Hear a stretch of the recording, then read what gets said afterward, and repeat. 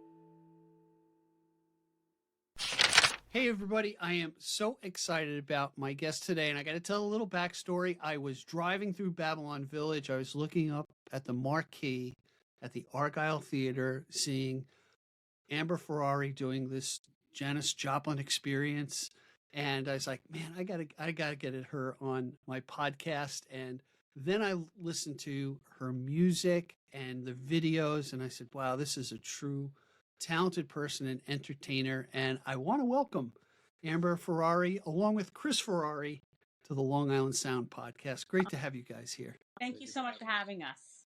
So, I think it's wild what you do. And I was talking to my wife, Debbie, about this earlier. I'm like, seeing your diversity of doing the Pat Benatar thing, doing the 80s, different 80s singers and Janis Joplin. I'm like, you're like a musical impressionist. And and I say that with great love because you have to have the talent to back it up and do it. So I got to ask you this. How did it all begin for you to do this type of tribute show, I guess you could say? Well, I was actually trained to sing classically and show tunes and things like that. And I didn't think I could sing Janis. But back in 2005, the late Ellen Mitchell-Moore, musical director of Theater 3 in Port Jefferson, Okay. wrote a show called Woodstock Mania, Woodstock in Concert. And she reached out to me and asked me if I would cover 5 Janis songs for her show. I told her, no, you're crazy. I can't. So she said, come on, Amber, I know you can do it. I know I wouldn't call you if you couldn't do it. Wow. So I said, Ellen, I will try for you, but if I sound like ass, you got to pull me out just like that. And she goes, okay, deal. Well, I have to tell you, Steve, I worked my butt off trying to sing rock music. And Right. I'm not an impersonator by any means. I don't try to sound like anybody that I sing like. I Okay. just try the genre that I'm singing and sing as myself from my heart. Sometimes people think I sound like certain artists at certain times, and it's wonderful. Long Right. story short, I did the show. It was a 6-week run. And during 2 of the shows, I got 2 standing ovations that were so long in the middle of the show and overwhelming. They turned the house lights up. Everyone that was in the show came out on stage. I was crying. It was like Wow. so overwhelming. I said, my goodness, people love how I sing Janis. I didn't think I sounded good at all. Right. So Right. from that, Joplin's Pearl was born. And my husband, Chris, came up with the name Joplin's Pearl. And we started just paying tribute to the one and only Janis Joplin. There's only one. And I love theater and theatrics and everything. So I said, let's get dressed in costumes and put on a full production for the audience to enjoy and bring them back to, the summer of love. And that's how it all started back in 2005. And it's more merged and became larger and larger since then, which you will see at the Argyle Theater on the 21st. You know what's great about, knowing, the artists that you're covering is, and I'll just go to my wife, Debbie. She goes, oh, I'll go, she doesn't know Amber Ferrari from anybody, but she goes, oh, I love Janis Joplin. I'd go see that. And I'm like, oh, man, this is really kind of perfect, and it also pulls in, I would assume, the audience of Janis Joplin lovers or of a particular genre of whatever you're covering. And I got to say, a great experience. So I learned music, or I stole my sister's albums, and one of the ones we listen to all the time is the Pearl album, which is just such a diverse album. And it's something about Janis Joplin as far as how she emotes this emotion and pulls it out from her toes to her tongue and gets it out there. But I got to ask you, as a performer, when you're singing a particular song, are you, to get that emotion, are you pulling it from the song, or are you pulling it from some experience you had that relates to the song? Does that make sense? Yes, I pull from my heart, period, end of story. I sing with all of my heart, whatever the lyrics mean to me, and I feel the music, and it's just, I can't explain it. My body moves. Sometimes I look ridiculous. I make the ugliest faces. My body moves in some ways. We'll watch a video back or something, and we just start laughing. What did you do? Oh my, I can't believe you did that. I don't plan anything unless it's a specific like choreographed dance number, when sometimes I have dances or things, then that. Otherwise, anything I do, it's all I sing from my heart. I just love it. There's nothing better in the world than singing, performing, and entertaining Well, it's got to be so freeing, and I, as an audience member, to me, that type of transparency, one is something I envy. Because some emotions that I hold back, for depending on the occasion. But when I can see somebody being so free with their art, it just brings you to a special place. Now, I don't want to ignore Chris, the guy sitting to your right. So, Chris, when did the two of you get together, and was it involved in music? And I think she said she only married you for your name because it sounded really cool from what I was told. So Yeah, actually, if Amber tells the story, she tells us so much better. But we met online, and for me, it was a date. I had no idea what she looked like, and she just saw on my profile at the time that I enjoyed playing and writing music, I think. So she figured I was a musician. And we just got together and hit it off. And when I heard her sing for the first time, I was like, wow. Right. And I think it was if I remember correctly, the first time I heard her sing was, I think it was at a bar. She knew the band there and did a song, but it was so crowded, so noisy, I really couldn't hear it. And then we went to, I think it was the Make-A-Wish Foundation. Make-A-Wish Foundation. Okay. And she sang the national anthem to start it. And I wasn't sure at the time because we just started dating and we were just starting to hit it off, and feelings and emotions were starting. It was like, is she really that good, or is it just because of the event that I started to get a little teary-eyed when she was singing. And then I heard her sing a couple of times, and she's fantastic. And then when I heard him play the guitar, I'm like, all right, he's gonna play for me. If he's bad, don't make a face, Amber. Don't make a face. And he takes out his guitar and he takes out his Spanish, was it steel string or whatever it's called, nylon string guitar, and starts playing like Spanish guitar. I was like, I'm in love. No, I'm kidding. He plays great. So I'm like, well, do you play in a band? Now, I didn't tell him really that I played in a band yet either, because this was all like a couple of days. And he's like, no. I'm like, what? I go, you've never played in a band? He goes, no. I'm like, we need to change that. And then we started a band together. That's how we started playing. I forced him to play out in front of people.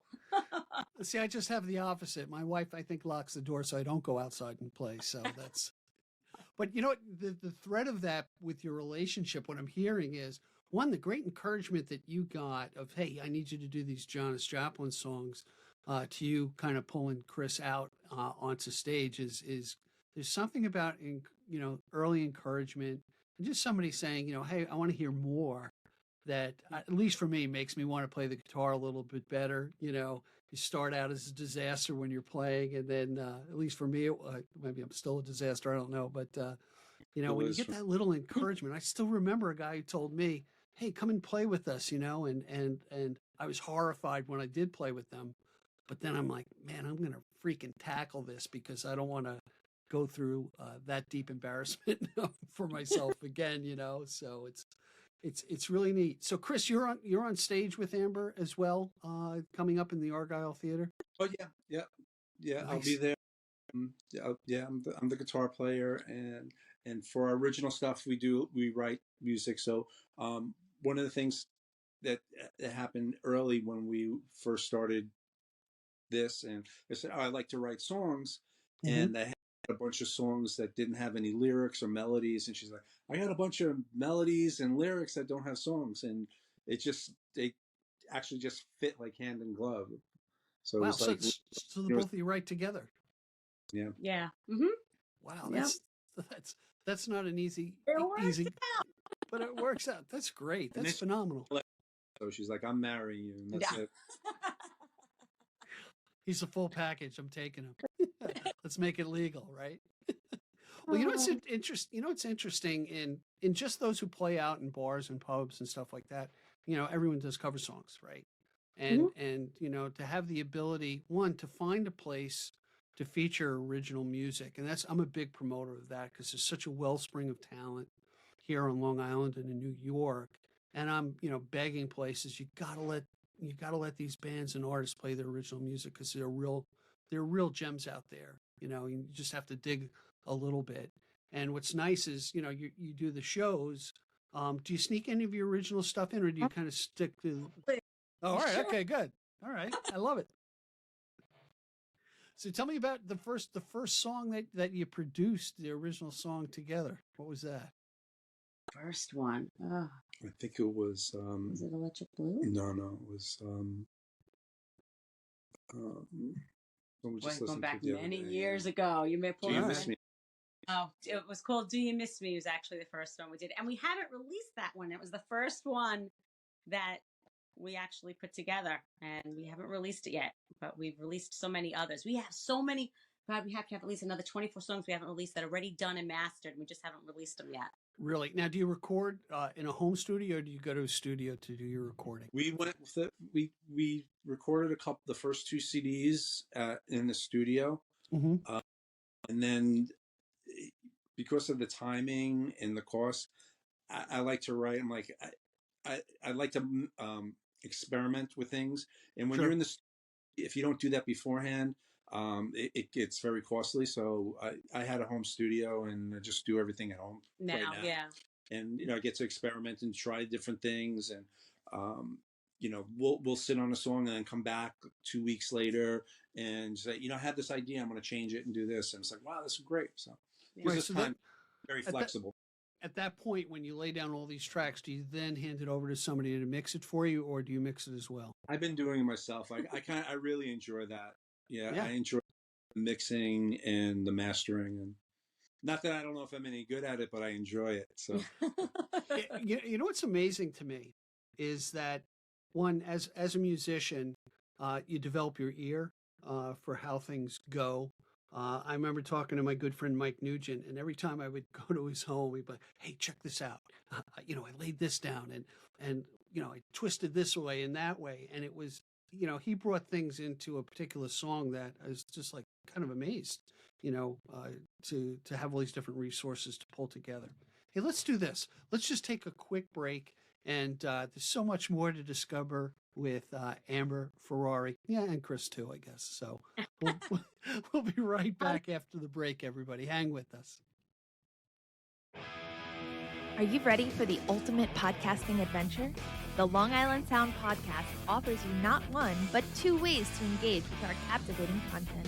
Tune in to our audio podcast on your favorite platform and let your imagination paint vivid pictures of Long Island stories. Or if you're craving a visual feast, catch our video podcast on Spotify and on the Long Island Sound YouTube channel. Double the options, double the excitement.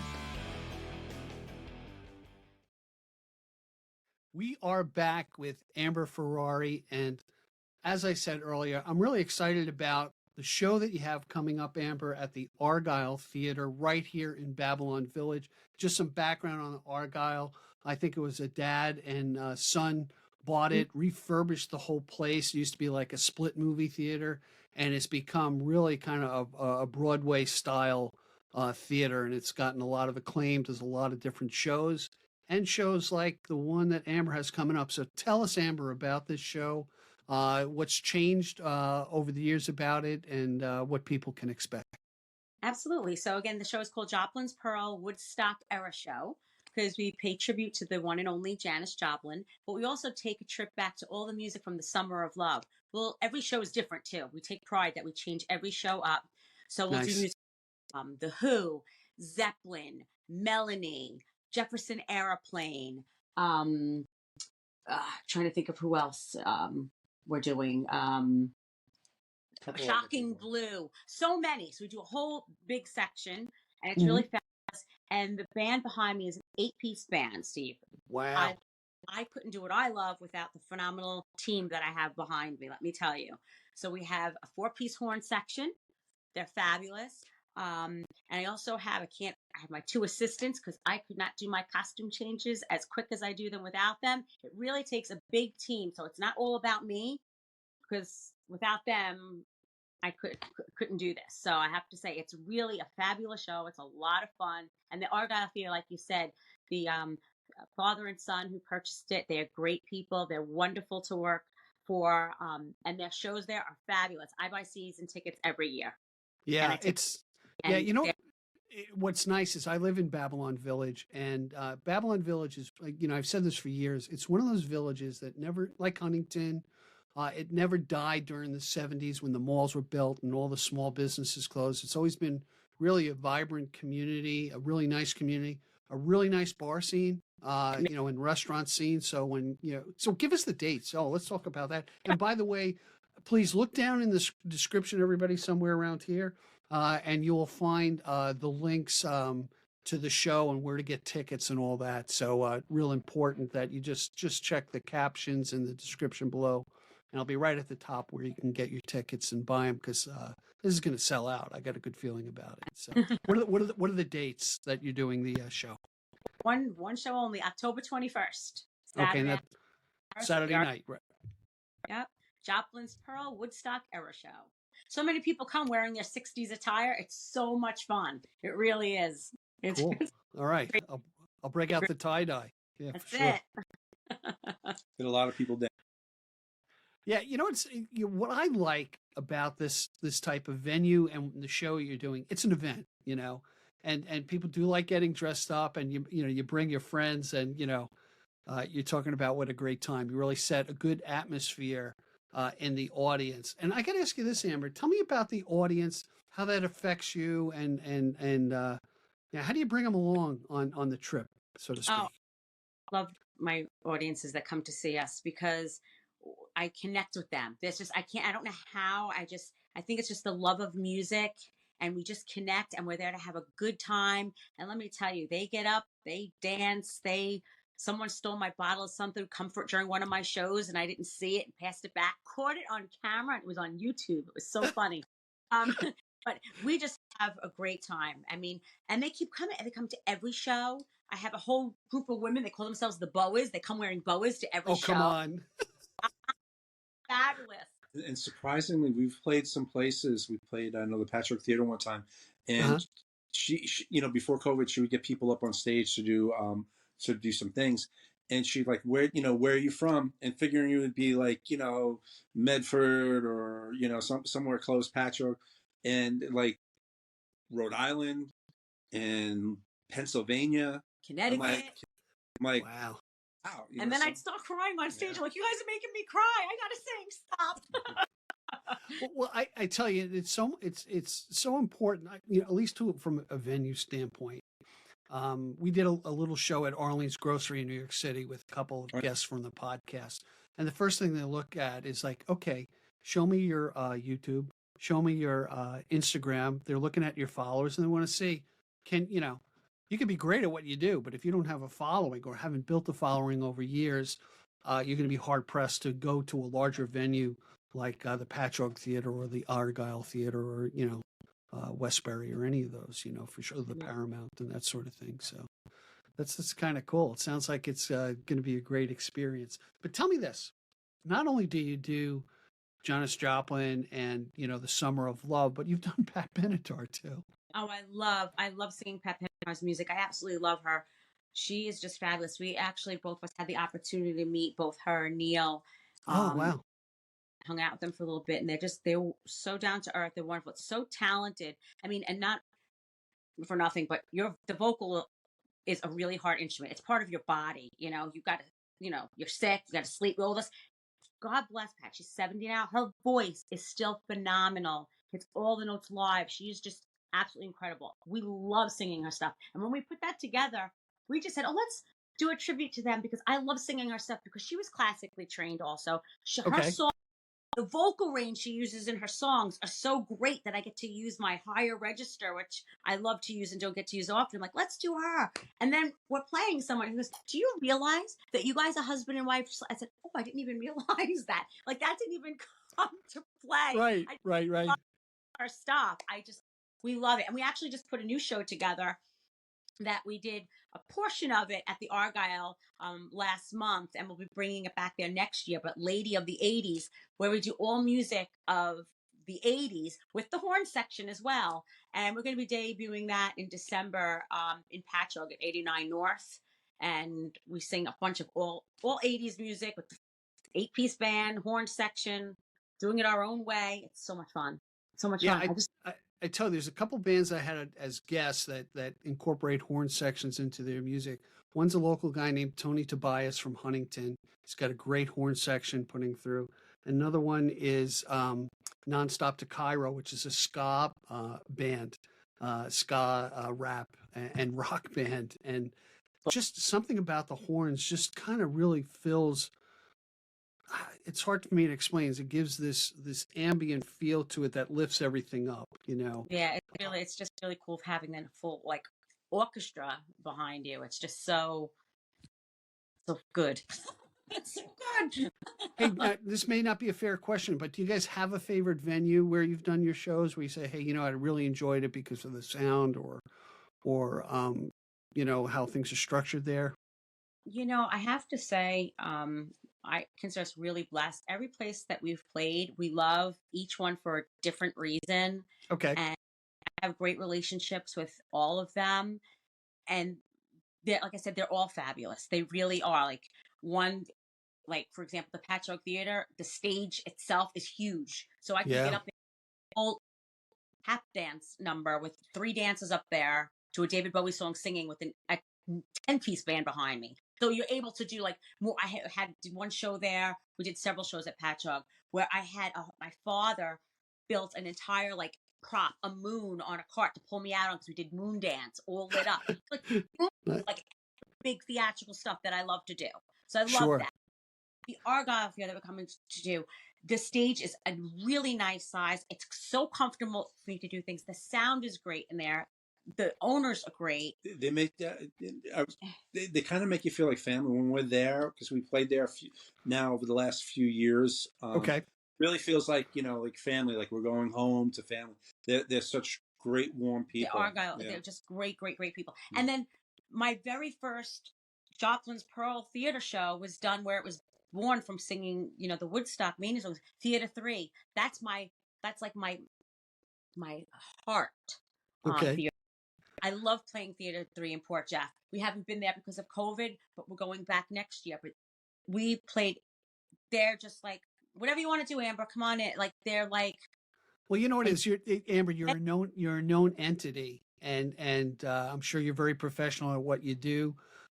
You know, you could be quite the opposite. You could be really great at what you do and be a diva. And they're like, all right, it was great, but they're not worth having back. So, you know, I'm sure that can happen. Yeah. Tell me something, because we were talking about I would say you're multi-genre. You're classically trained in voice. I love the fact that you talk about your voice being an instrument. And just like I'm sure Chris and I take care of our guitars in so many ways, you know, protecting your voice and your vocal cords and treating your body right is really important. Because when you go out there to do what you do, it's got to be in good shape. But tell me about the song that our audience heard on the way in called Walk for Miles, when that came about.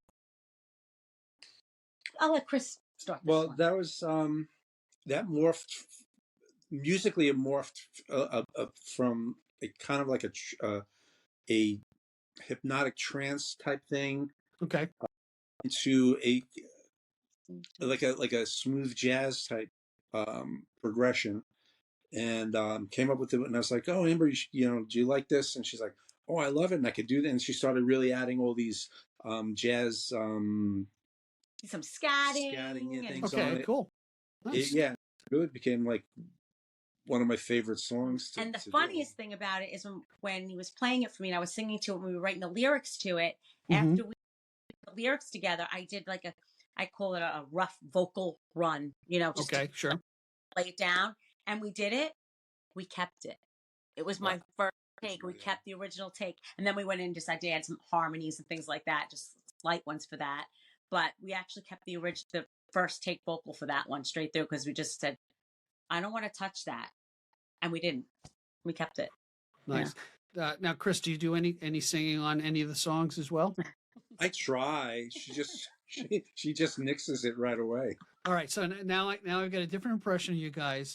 Now I'm looking at you as Captain and Tennille. Okay, we throw a little captain's cat on top of Chris, and you know how I got that, because Amber said I will let Chris speak now. I picked up on that right away. So okay, I see who's in charge.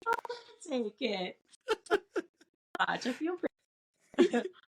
Hey, so it's great that you guys write music together, that you're a couple. What I'm really kind of amazed about, because I've had other couples who are in bands together, you don't talk over each other, which is kind of cool. Tell me, not yet at least. I just jinx, right? Tell me about, we're going to jump and hear another song because I could feel the audience is like, oh, I want to hear more. I want to hear more. Tell me about Snakebite, how that came about, and then we'll let the audience have a listen to it. Snakebite came about, it was just, when I do a lot of writing just on the couch with an acoustic guitar. So it came up this riff that I really liked. And I went into basically our music room, kind of just played some music, came back, said, what do you think of the music? She's like, well, you got to change the chorus here. You got to move it there. You got to get rid of this bridge. It doesn't belong. Move that there. And I'm like, wow. And I'm like, you're really tearing me apart. I actually did. I'm like, wow, she's right. Like, so she came. And then it took a while to actually, before we came up with the lyrics, and it was such a great piece of, well, I thought it was a very good piece of music. I really enjoyed it. And then I remember one day I think it was a Friday night. It came home, and I'm like, we're doing something with this. So I went into the room, took out a piece of paper and a pad, started writing like the first 2 lines, and I'm like, Amber, come in. We got to do it. We got to finish this. And we ended up finishing it in probably that weekend. Okay. And then I think it was probably just a few takes on the vocals, and then the harmonies took a little bit. I find that if I start recording and listening and re-recording, I just get too into my head because I have a problem. I don't like recording. Most people prefer recording than performing live. I prefer performing live because I can't stand still. Now you got to stand still in front of this microphone, and you can't move too much because then it's a pain in the neck for the mixing. And you got to see me. I'm like this. I sing and I'm like going like this with my hands and stuff because I got to move. I'm like, so I have to like just do it and be done.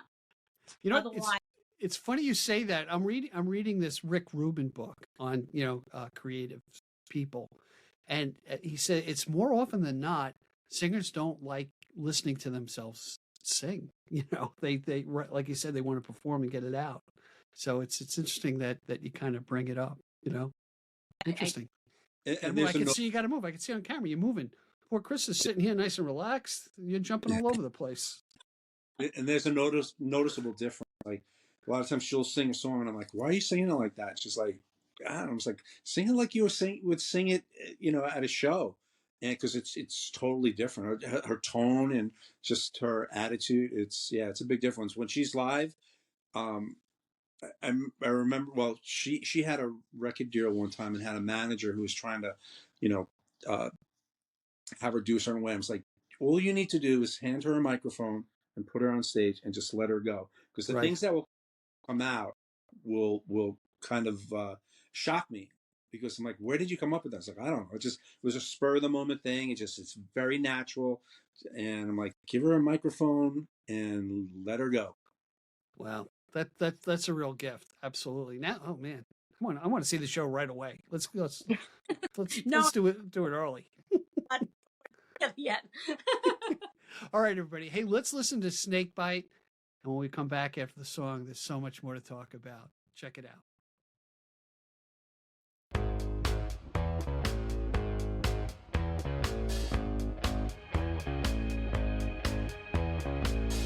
When you're feeling the loss and fears got hold of your soul, drifting away into the fade, alone in the void. Don't let the world disown you, twist your words and drag you under, build it all up and then tear it all down. You can run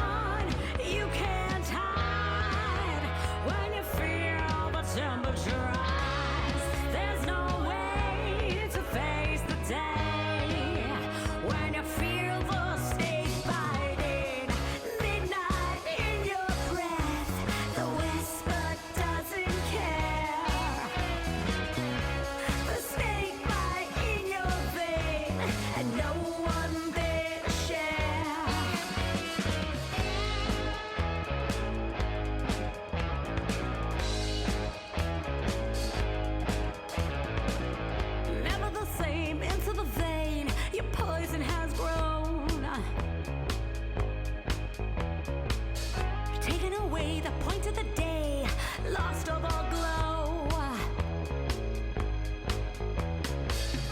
Don't let the world disown you, twist your words and drag you under, build it all up and then tear it all down. You can run, you can't hide when you feel the temperature rise. There's no way to face the day when you feel the snake biting, midnight in your breath. The whisper doesn't care. The snake bite in your vein, and no one there to share.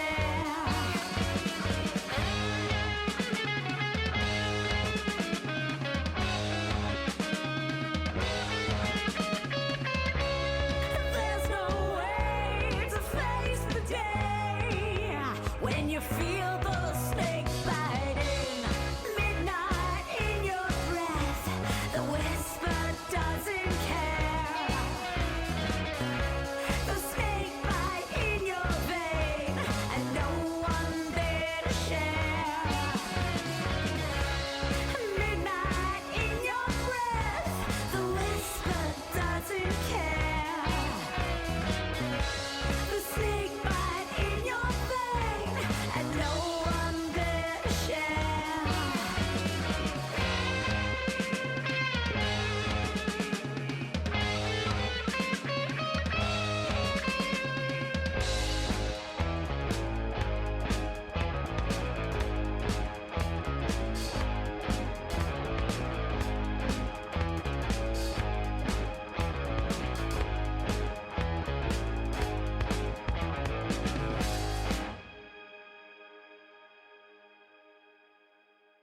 What a great tune, Snakebite. And I'm telling you, it's so different than that first song our audience heard. It really shows your diversity. And, to me, for an artist, that opens up the guardrails as far as what you can do. It's pretty amazing.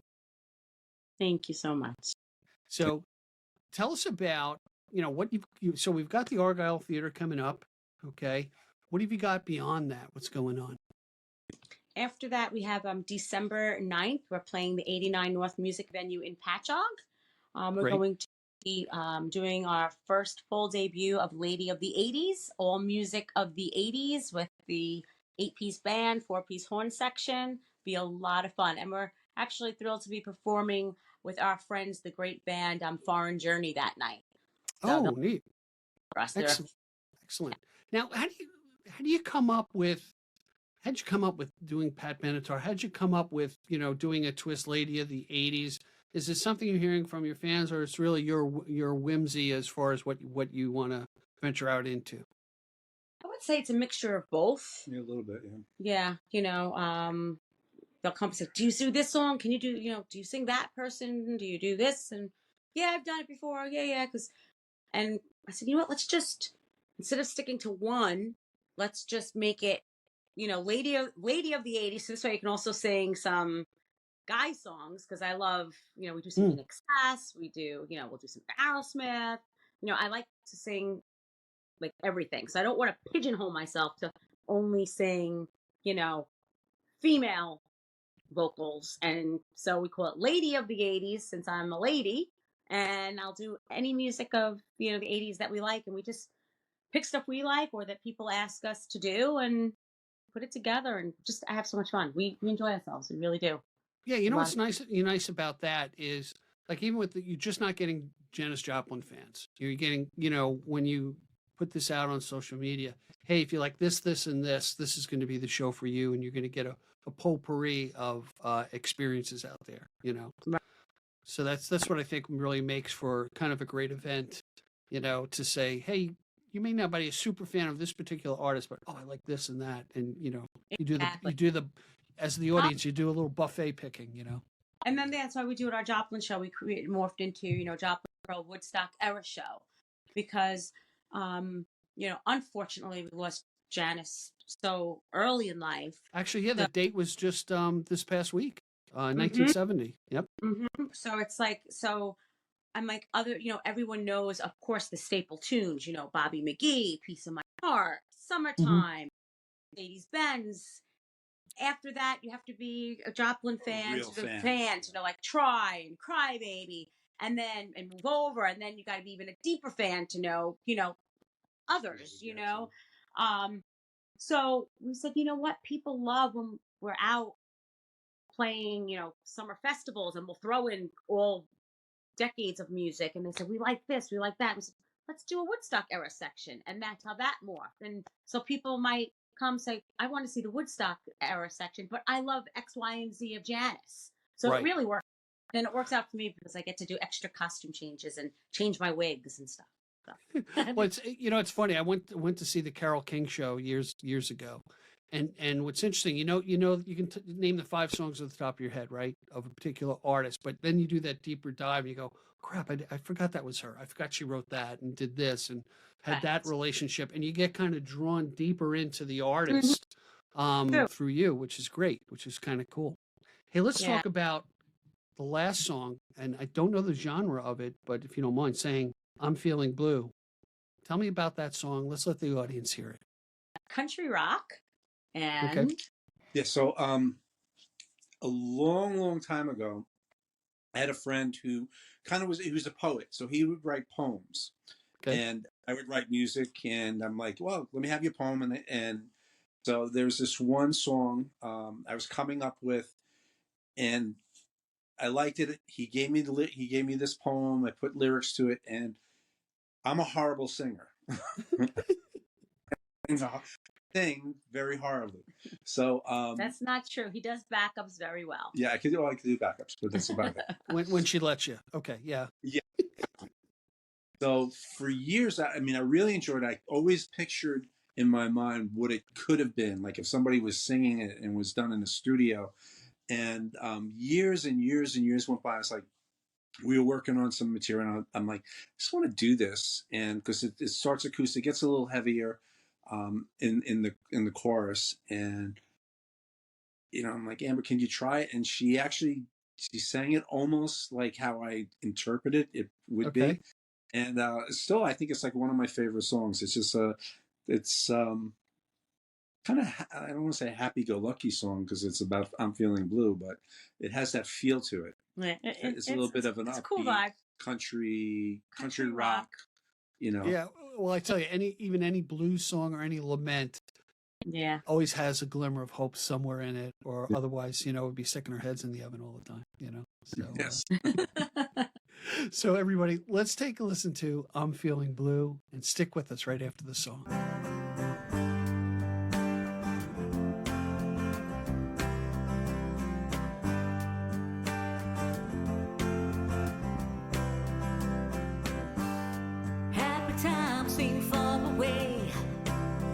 Feeling blue, it's all I do, it's missing you. I'm feeling blue, passing by you every day. I'm feeling blue, the pain inside won't go away. What can I do, taking back all that we shared? I'm feeling blue, I wondered if you ever cared. It's nothing new.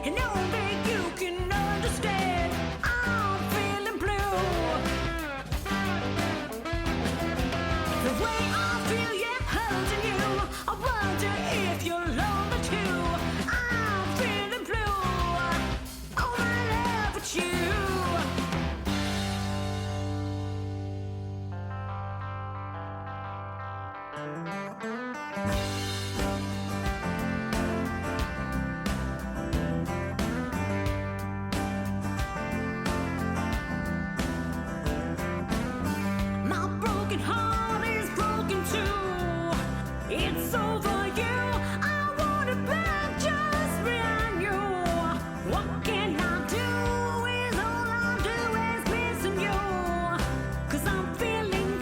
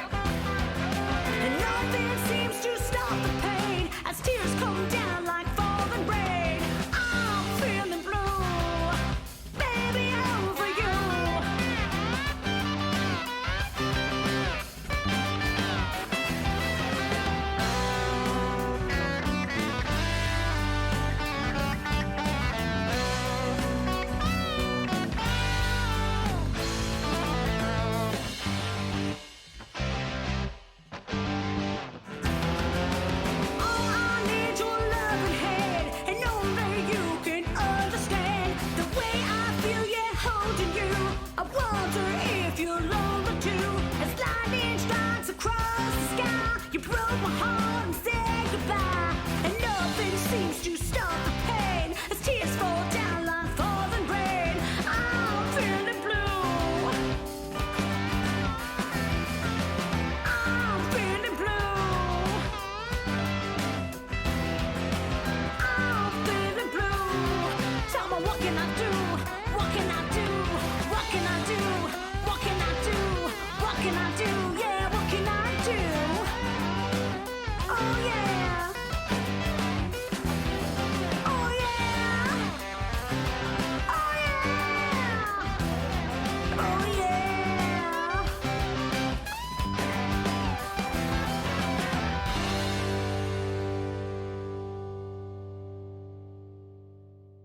We are back, and what I love about the three songs that we heard from Amber and Chris, it really shows, Amber, your range, the diversity of genres, which just kind of opens up for me the world of what else is this gal going to deliver come the Argyle show and the show at 89 North that you have in December. I think we're creating that little buzz of anticipation of what they can expect that's coming up. So hey, I really want to thank you guys for giving me the time to get to know you a little bit and to let our audience know about you and your music. It was a Thank real you for pleasure. having us on. Really appreciate it. Thank you for having us. Really, it was really great. And the best, we didn't have to leave our house. And I could drink wine. Cheers. So let's tell our audience you got to go to amberferrari.com. That is her real name. That was one of my questions behind the scenes. And one of the reasons why she married Chris, because she took Chris's great name. And we just That's thank correct. God it wasn't Chris Ford or something else, because then it just wouldn't go, it just wouldn't float.